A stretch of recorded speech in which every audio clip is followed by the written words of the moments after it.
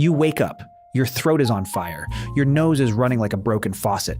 You drag yourself to the medicine cabinet, grab some ibuprofen, maybe a decongestant, and you're mostly functional by noon. Now, imagine none of that exists. No pharmacy, no doctor, no hospital 3 miles away. No Google to tell you whether your headache is a tension migraine or, according to the algorithm, a very rare brain parasite. Just you, a forest, and whatever creative ideas your ancestors had about keeping themselves alive. The crazy thing is, they did survive. For hundreds of thousands of years, before antibiotics, before surgery, before literally any understanding of what a germ even was, humans lived, reproduced, built civilizations, and somehow didn't just collectively drop dead the moment someone caught a cold. So how exactly did they pull that off? Before we dive in, we need to reframe how we think about ancient medicine, because here's the trap most people fall into. They imagine ancient humans were basically us, just without the tools, like cavemen standing around going, "Man, I really wish I had penicillin right now." But that's not how it worked. Ancient people weren't dumb. They were incredibly observant, deeply practical, and they had something we sometimes underestimate: thousands of years of accumulated trial and error. When you live close to nature and dying is a very real daily possibility, you pay attention. You notice which plant makes the stomach pain stop. You notice which root causes your wound to close faster. You notice that drinking from the river downstream of the dead animal is not ideal. That knowledge got passed down, generation after generation, grandmother to granddaughter, healer to apprentice. It wasn't written in textbooks, but it was stored in something equally powerful: human memory and community tradition. The result was a system of medicine that, while lacking our understanding of biology, was actually shockingly effective for many conditions. And for the conditions it couldn't handle, well, that's where things get interesting. Let's start with the most widespread tool ancient humans had: plants. This is not pseudoscience.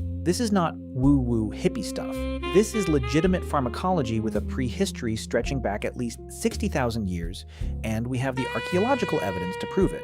In 1960, a Neanderthal burial site was discovered in a cave in Iraq called Shanidar. Inside the grave, researchers found enormous concentrations of pollen from multiple plant species: yarrow, groundsel, ephedra, and others. The leading interpretation? These weren't random weeds that blew in. They were deliberately placed. And here's the kicker: several of those exact plants are still used in herbal medicine today. Some have been clinically studied and shown to have genuine medicinal properties. Neanderthals, doing herbal medicine before modern humans even showed up in that part of the world. Let that sink in for a second. Once modern humans arrived on the scene, plant-based medicine exploded in sophistication. Willow bark, which contains salicin, the compound that aspirin is based on, was used across ancient Egypt, Greece, China, and indigenous North America to treat pain and fever, independently, on completely separate continents. Because people noticed, chew this bark, pain goes down. Simple cause and effect, repeated millions of times over thousands of years. Garlic was used as an antibiotic by ancient Egyptians and has actually been shown in modern studies to have real antimicrobial properties. Turmeric, used for millennia in Ayurvedic medicine, contains curcumin, which has documented anti-inflammatory effects. Echinacea, long used by Native American tribes for immune support, is still in every pharmacy today.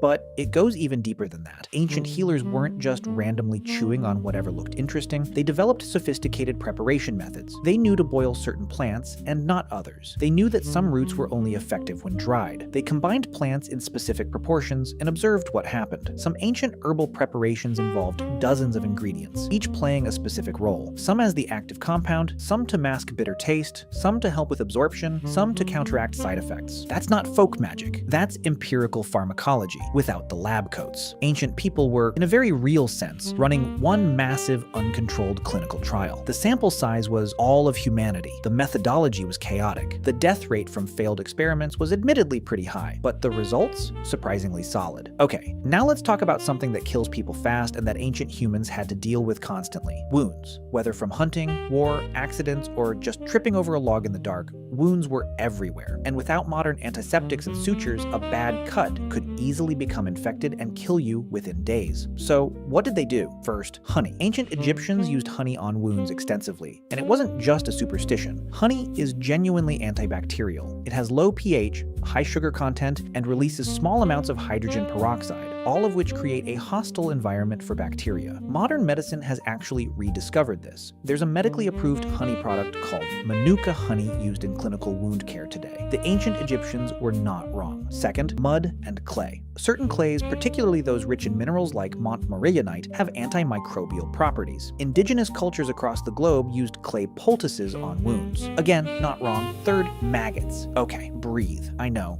But here's the thing. Maggot therapy, where fly larvae are applied to infected wounds to eat away dead and infected tissue, was used by indigenous Australians, Mayan people in Central America, and military surgeons throughout history. And it is still used today in modern hospitals for wounds that don't respond to antibiotics. Maggots only eat dead tissue. They leave healthy tissue alone. They're actually remarkable little wound cleaning machines. Ancient people discovered this not because they were weird, but because they were observant. They noticed that wounds with maggots sometimes healed better than wounds without. Instead of screaming and running away, they filed that information away. And then there's spider webs. Multiple ancient cultures, Greeks, Celts, Native Americans, applied spider webs directly to wounds to stop bleeding. This sounds insane, but spider silk contains vitamin K, which plays a role in blood clotting and has some antimicrobial properties. Modern researchers have actually investigated spider silk as a biomaterial for wound closure. Once again, ancient people stumbled onto something real. Honestly, it's more science than most people give them credit for. Here's where things start to get genuinely jaw-dropping. We have archaeological evidence of trepanation, the practice of drilling or scraping a hole in the skull, dating back over 9,000 years. And before you ask, yes, patients survived. We know this because the bones show signs of healing around the hole, meaning the patient didn't just immediately die on the operating table. Some skulls show multiple trepanation sites, meaning the same person had the procedure done more than once and walked away both times. Why did they do this? The theories include treating head injuries, relieving pressure after skull fractures, treating severe headaches or seizures, and, let's be honest, probably some spiritual reasons too. Ancient medicine and ancient religion were heavily blended, and sometimes it's hard to separate where one ended and the other began. But here's what we know for sure. They were doing brain surgery 9,000 years ago with stone tools, and people were surviving it. We also have evidence of amputations that healed cleanly. A skeleton found in France dating to around 7,000 years ago shows a forearm amputation with clear signs of bone regrowth, meaning the patient survived long enough for the stump to begin healing. That required not just the surgical act, but post-operative care, wound management, keeping infection out, feeding and supporting a recovering patient. That's not a lucky accident. That's a functioning medical support system. To put that in perspective, effective antiseptic practice in modern medicine only became standard in the 1860s, when Joseph Lister figured out that maybe doctors should wash their hands before operating. For context, hospitals in the 1840s had higher mortality rates than battlefield surgeries because the conditions were so unsanitary. The infection risk from a 19th century hospital was sometimes worse than just staying home and hoping for the best. Ancient trepanation surgeons, working outdoors in fresh air with clean stone tools, may have accidentally had better sterility conditions than 19th century European surgeons. The universe has a dark sense of humor. Now here's something that doesn't get talked about enough when people ask this question. Ancient humans didn't just survive because of the medicine they used. They survived because of what was inside them, an immune system that had been shaped by millions of years of evolutionary pressure into something extraordinarily capable. Here's the thing about the immune system. It learns. It adapts. The more pathogens a population is exposed to over generations, the more the survivors develop resistance. Ancient humans were exposed to an incredible diversity of pathogens from birth, constantly training their immune defenses. Children who survived childhood, which yes, many did not, were often immunologically robust adults. There's also the concept of herd immunity without vaccines. When a disease swept through a community repeatedly over generations, the people who were genetically more resistant to it tended to survive and reproduce more. Over time, the population became, on average, more resistant to that particular disease. It was brutal, slow, and involved an enormous amount of death. But it worked. This is partly why the arrival of Europeans in the Americas was so catastrophically devastating to indigenous populations. It wasn't that Europeans were somehow physically superior, it was that they carried diseases, smallpox, measles, influenza, that their populations had been building immunity to for centuries. Indigenous Americans had no such prior exposure, no inherited resistance. The death toll in some regions reached 90%. The flip side of this is that indigenous Indigenous American populations had their own immune advantages against local diseases that European settlers often struggled with. The immune system is, above all, a record of what your ancestors survived. Modern research is increasingly pointing to the gut microbiome, the trillions of bacteria living in your intestines, as central to immune function, mental health, and overall well-being. Ancient humans, it turns out, probably had a spectacular microbiome by modern standards. Why? Because they ate an incredibly diverse diet of wild plants, fermented foods, and animal products. Because they were regularly exposed to soil and the microorganisms in it. Because they weren't sterilizing everything around them. Fermented foods, in particular, appear across almost every ancient culture. Fermentation was originally a food preservation technique. You ferment things so they don't spoil. But what fermentation also does is load food with beneficial bacteria. Kimchi, sauerkraut, kefir, kvass, injera. Every traditional culture had its version, and every version was a probiotic supplement that would make your local health food store jealous. Recent studies comparing the gut microbiomes of modern hunter-gatherer populations to industrialized populations find striking differences. The hunter-gatherers have dramatically higher microbial diversity, and higher microbial diversity is consistently associated with better immune function, lower rates of autoimmune disease, and better metabolic health. There's a growing body of research suggesting that the dramatic rise in allergies, autoimmune diseases, and certain mental health conditions in modern industrialized societies is at least partly linked to the destruction of microbial diversity in our guts, thanks to antibiotics, ultra-processed food, chlorinated water, and our general obsession with cleanliness. Ancient humans weren't clean. They were constantly covered in dirt and bacteria, and that might have been, in some specific immunological senses, genuinely good for them. This is not an endorsement of not washing your hands. Please wash your hands. But the relationship between dirt, microbes, and human health is a lot more complicated than clean equals good, dirty equals bad.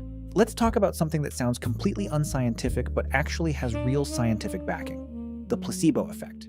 If you believe you're going to get better, you often do better. This isn't mysticism. This is documented neuroscience.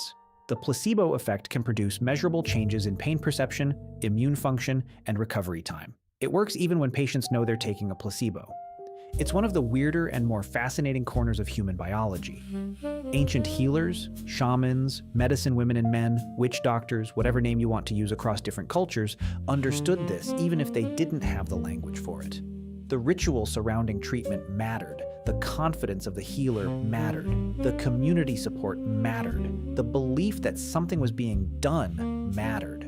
When a shaman performed an elaborate ceremony over a sick person involving chanting, specific plants, fire, symbols, and the visible participation of the whole community, something was happening.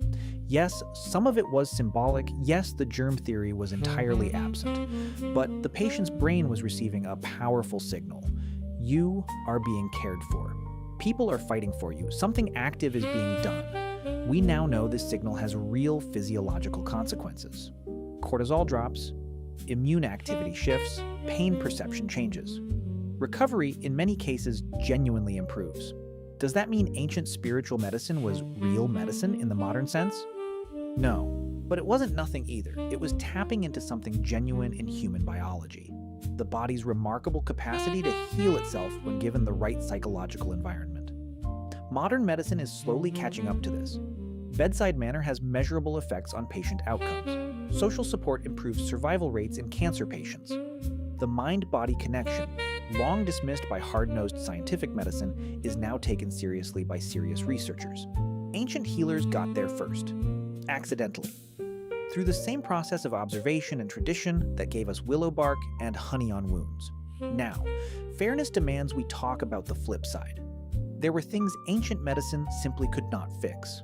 Bacterial infections that crossed certain thresholds were death sentences. Appendicitis, a blocked appendix that ruptures, killed people that we now save with a routine 1-hour surgery. Childbirth was extraordinarily dangerous for both mother and child. Dental infections that spread to the jaw could be fatal. Broken bones that healed incorrectly led to permanent disability. Infant mortality was staggering. In many ancient populations, somewhere between 25% and 50% of children died before reaching adulthood. Life expectancy numbers from ancient times look terrible, often averaging 30 to 35 years, but this is heavily skewed by those childhood deaths. If you survived childhood and didn't die in violence or childbirth, you could easily live into your 50s, 60s, or even 70s. There's archaeological evidence of ancient humans living with severe arthritis, with healed fractures, with evidence of significant injury, living with these conditions for decades. Old age existed. It just wasn't guaranteed. And here's perhaps the most sobering thought. Many of the diseases that killed people in the ancient world still kill people today in parts of the world without access to modern medicine. Malaria, tuberculosis, cholera, diarrheal diseases in children. These aren't exotic ancient problems. They're ongoing realities for hundreds of millions of people right now who lack what you probably have within 5 miles of where you're sitting. Modern medicine isn't a luxury, it's one of the most significant achievements in human history.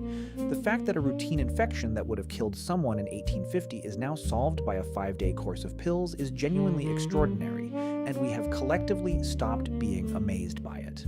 Let's spend a moment on some specific ancient medical traditions because they deserve more than a footnote. Ancient Egyptian medicine, documented in the Ebers Papyrus from around 1550 BCE, describes over 700 remedies for various conditions. It includes descriptions of the cardiovascular system, surgical procedures, and pharmaceutical preparations. It mixes medical observations that hold up to modern scrutiny with magical incantations that do not. It was both science and religion simultaneously, because for those people, those categories didn't exist separately. Traditional Chinese medicine, developed over thousands of years, includes acupuncture, herbal medicine, dietary therapy, and physical manipulation. Some of it has been validated by modern research, some hasn't. But the point is the sophistication of the system. The centuries of careful observation, the detailed mapping of the body, the complex pharmacopoeia of herbal combinations. Ayurvedic medicine from the Indian subcontinent identified medicinal properties of hundreds of plants, developed surgical techniques, and produced texts describing diseases and their treatments in remarkable detail. Sushruta, a physician around 600 BCE, described surgical procedures including rhinoplasty, rebuilding a nose, that were so sophisticated that 18th century British surgeons actually traveled to India to learn from traditional practitioners still using his techniques. The ancient Greeks gave us Hippocrates, who made a radical idea famous. Disease is caused by natural, not supernatural factors. Diet, environment, and physical imbalances, not angry gods, were responsible for illness. That idea, that the body operates according to understandable natural laws that can be observed and reasoned about, is literally the foundational premise of all modern medicine. And in Mesopotamia, the oldest known medical texts, clay tablets from ancient Sumer, over 4,000 years old, list specific plant-based treatments for specific symptoms in a format that is recognizably clinical, not prayers, prescriptions. If you have this symptom, use this plant, prepared in this way, administered at this time. That structure, symptom, treatment, method, is the same structure a doctor uses today when writing you a prescription, just with fewer Latin words and significantly more cuneiform. These weren't primitive guesses. These were serious intellectual traditions, built by intelligent people over centuries, doing the best they could with the tools and knowledge available to them. Ancient humans survived without medicine in the modern sense because they were never truly without medicine. They had plants, many of which contained genuinely active compounds. They had wound care techniques that, while lacking our understanding of bacteria, were often surprisingly effective. They had immune systems that had been hardened by generations of pathogen exposure. They had fermented foods that maintained gut health. They had healers who understood the psychological power of ritual and community care. They had accumulated knowledge passed down over thousands of generations. And they had something else. Something perhaps most important of all, each other. Humans are not built to survive alone. We are deeply biologically social creatures, and social support has measurable effects on health and survival. Ancient humans lived in tight-knit communities where the sick were cared for, the weak were protected, the elderly were valued for their knowledge. The community was itself a medical institution. Modern research on loneliness consistently finds it to be one of the most powerful risk factors for early death, comparable to smoking. Social isolation kills. Social connection heals. This was as true 50,000 years ago as it is today. There's something almost humbling about it when you sit with it long enough. We have MRI machines, gene sequencing, organ transplants, and robotic surgery. We can cure diseases that wiped out entire civilizations. We have done things medically in the last 150 years that would look like pure sorcery to any human who lived before 1850. And yet the fundamentals haven't changed. Eat diverse, real food.